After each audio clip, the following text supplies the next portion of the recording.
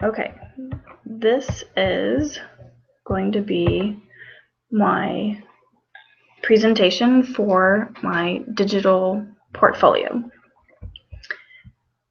We made a digital portfolio for our digital communications class. This is my home page.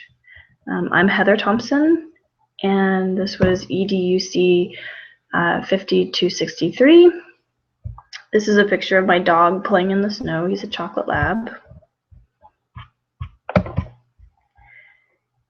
When we first started the class, we first did some things in Google Drive, and we have this spreadsheet that kept track of the things that we accomplished. We started off just with Google Docs, which is a lot like Microsoft Word, and we made some spreadsheets. And then we did a collage with Google Draw, which I'll show you in a minute. Then we made a folder for our class to keep all of our projects in. We made this Google Sites web page for our digital portfolio. We created a form. I really like to use the forms in my classroom, and I also figured out a way to have a selection disappear so that my kids could pick their projects, what their projects were going to be over. I also like forms because as they answer things, it keeps all of their answers into a spreadsheet for me. And then this is my digital images page. This is my Google Slides. I made a presentation on how to insert a video into a Google form. It's a good presentation tool. And then this is my collage that I made with Google Draw. I chose pictures from UT Arlington and TCU because it's where I've gone to school and I'm going to school now. I like to scuba dive. I have a chocolate lab. That's not my chocolate lab, but it's a picture of a chocolate lab. My mom, and I like Felix the cat and coconuts, and I teach chemistry. Here I have a link to the thing link. I made this periodic table thing link. I like this tool because you can put little pens down and people can hover over the pens and get some information about a point that you want them to know about. And then Canva is a good tool for making advertisements, posters, digital posters. I made mine on Cabo San Lucas, and one of my pictures disappeared, so I had to fix that.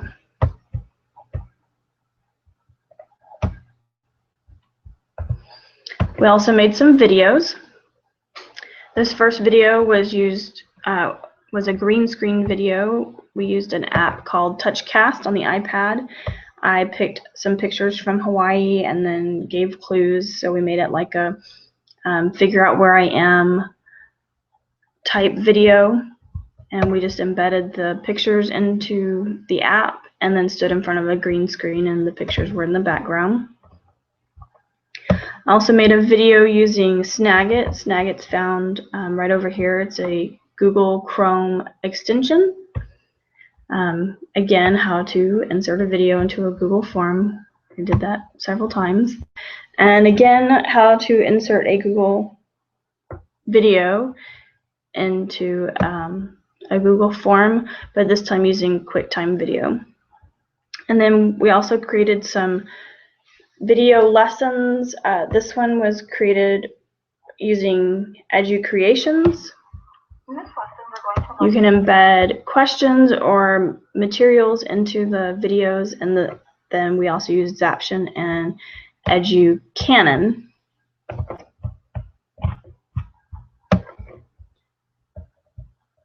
We had a class where we did some video conferencing with tools such as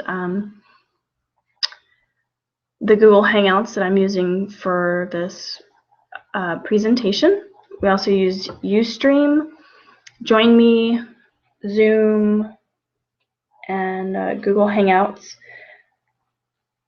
We also had Today's Meet in the background. That way, if we had trouble transitioning from one video conferencing tool to the next, at least we had a way to get a hold of each other and kind of troubleshoot. My favorite portion of the class was the bring your own device tools. The first one I have on here is the Atlas Learning Apollo. I have really liked that one and started using that one in my class a lot.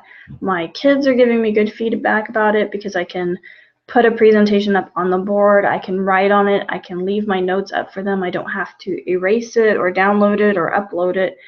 And then they can take notes of their own beside my presentation. I also use Socrative a lot. I use it for a good warm-up or a bell ringer. I can create 4 or 5 questions to get the kids started. They come in, they see it on the board, they jump on the website. They don't have to have a login, which is really good because especially when you're trying to get a class started, they always forget their logins and then it holds everything up. But since they don't have to have a login, there's nothing for them to forget, so they can get started pretty quickly. I don't use Plickers very often, but we did do Plickers in this class. I think it's really good for an elementary school or a teacher that teaches at a school that doesn't have a one-to-one device for the kids, because it's like they call it paper clickers. The kids get pieces of paper and then the teacher has the device and can quickly assess if the kids know how to answer something. Padlet is a good tool for kids to leave you questions about a lesson that they might have. And then Formative I use a lot for homework. It grades it for you and it also can give the kids feedback on whether or not they're understanding the material that they've been asked to do as homework. And I think that is all my, I did insert a biography in here. And then the last page on my digital library is my reflection. I called it the reflection because I figured out that it was putting them in alphabetical order and I don't think the reflection should go in the middle, so I put it at the end. But it just kind of wraps up all of my